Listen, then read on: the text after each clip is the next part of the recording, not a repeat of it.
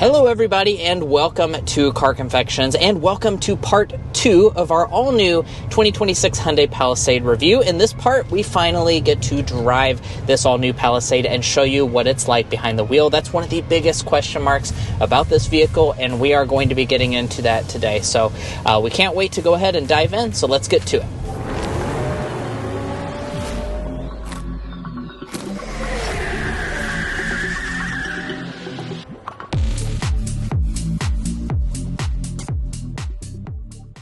Now in this test drive, we're going to be discussing quite a lot, as you can see on the screen right now. We'll also be getting things like our sound level reading. But first, we need to go ahead and start with a hard acceleration to show you what this all-new V6 powertrain is about.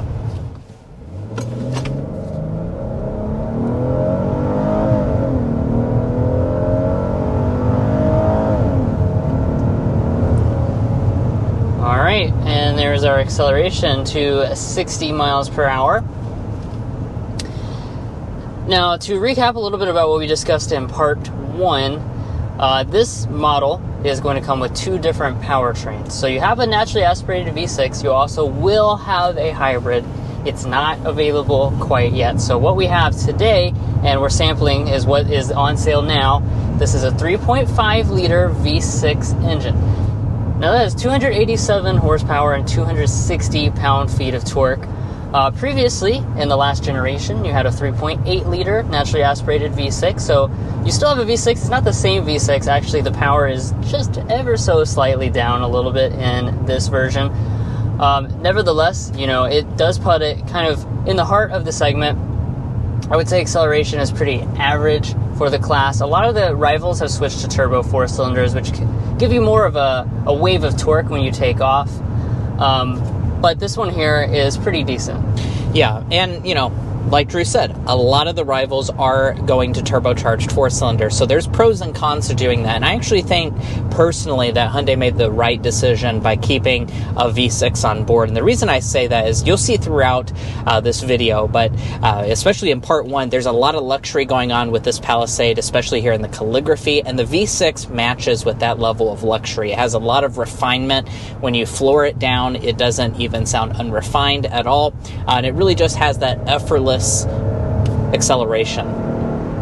Yeah, it's really smooth. It definitely makes a refined sound. It sounds better than the 3.8 used to, for sure. It just sounds strong and muscular. Yeah, so I really think that at this point, the V6 helps it to kind of compete against some of the luxury rivals that you may be looking at, like Acura MDX, instead of a loud and unrefined 4-cylinder. Now, like Drew said, there is also going to be another powertrain available, and that's the hybridized version. So if you want better fuel economy as well as better power, you can get the hybrid version. It's just not available yet. Hyundai says that will be hitting dealership lots around fall of 2025, so you have to wait a few more months to get that. That's going to be a 2.5 liter turbo 4-cylinder with 2 electric motors, 329 horsepower, 339 pound-feet of torque. So that's a pretty substantial increase in horsepower. It's also a pretty substantial increase, actually even more substantial when it comes to torque.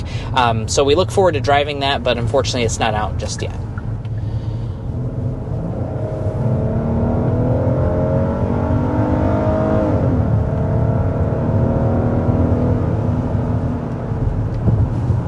Now let's talk about the transmission.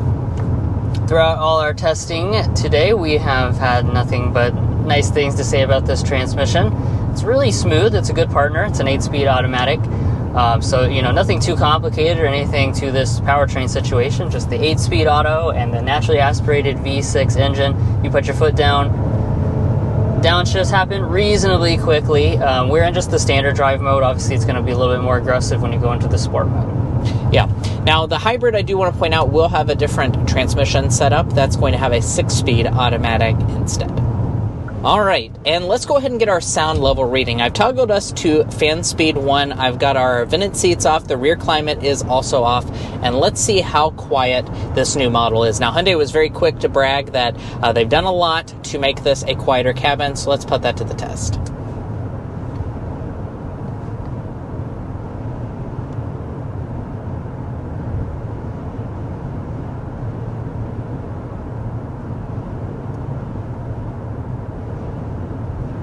Absolutely fantastic. 52.8 decibels is what we are sitting at as our sound level reading in the Palisade.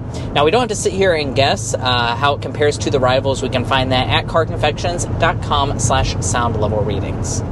Now, I do want to point out we are here in California, so we're not in our home state of Kentucky roads, so it's not an official sound level reading in that sense, but that does mean it's one of the very quietest cars that we've ever tested out in this entire segment. And, Hyundai said, they didn't just say, I made a quieter cabin. They actually have reasons for that quieter cabin. They've added a front laminated windshield as well as the side glass to really give you that premium feel. And I have to say, we've been driving it around all day long, and this vehicle honestly feels more in line with a luxury, three-row midsize SUV than it does some of the other competition, just based on how quiet it is, and also things like the ride quality. So, we just went over that bridge abutment.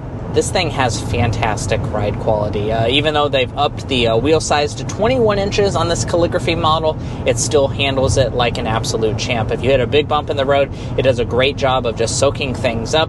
These seats are incredibly comfortable as well.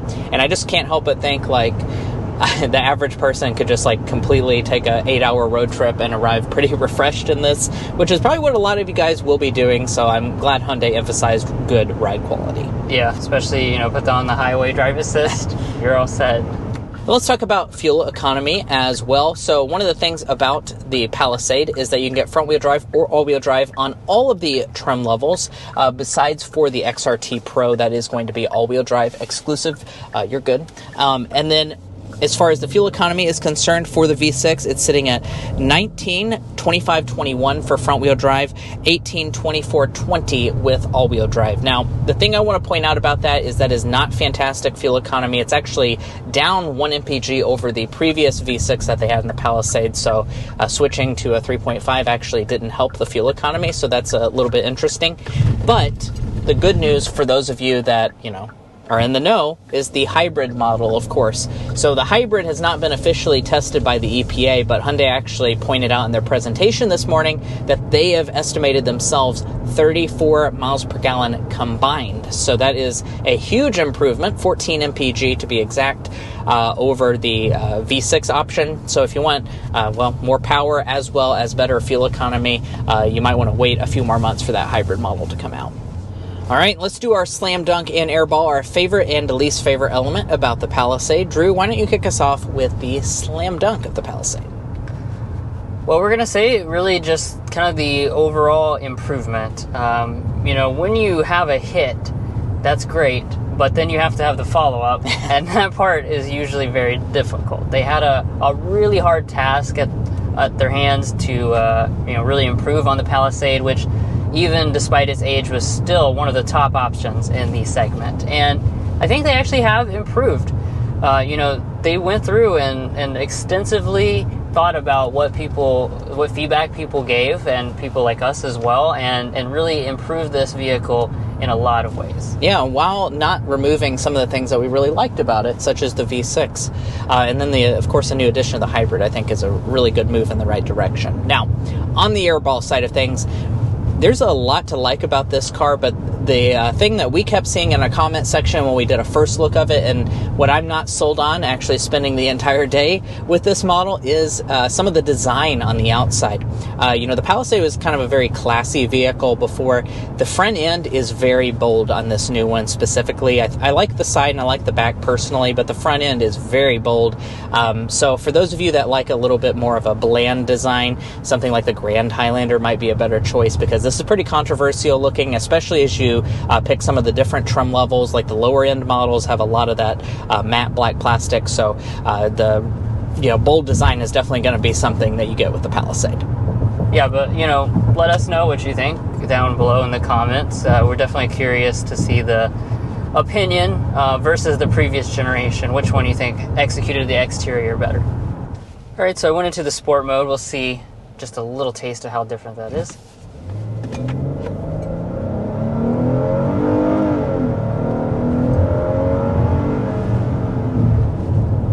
Just a little difference in the acceleration. It's going to change the throttle mapping. It's also going to change things like the steering. And let's talk a little bit about that. Obviously, this is a family 3-row. Comfort is its main focus. But I will say that after driving it all day today, it definitely isn't sloppy. There's some things in the segment that, really don't control the body roll very well. You kind of, This here does have good body control. Also, the steering, I think, is a great balance. It's very light, but it's also very responsive. So you don't have those big dead spots like you do with some of the competition. Yeah.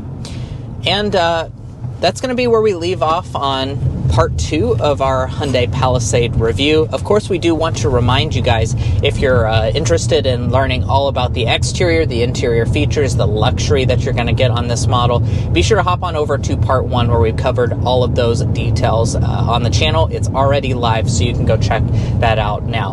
Now, if you're looking to buy a Hyundai Palisade or any new vehicle, we'd encourage you to go to carconfections.com/newcarquotes. The reason you do that is because we have a tool on our website that will connect you with local car dealers in your area to get you the best price. It's also going to give you access to invoice pricing information, which is a great tool for dealership negotiation. If you'd like to take advantage of that, as well as things like our monthly payment tool, you can find a link to that in our video description, as well as a pinned comment down below. And guys, that's where we're leaving off. Thanks so much for tuning in. If you're already a fan and subscriber, thank you so much for your continued support. And if you're not already, we'd love to welcome you in. Please subscribe down below. We'll catch you next time as we sample more of the latest automotive delicacies.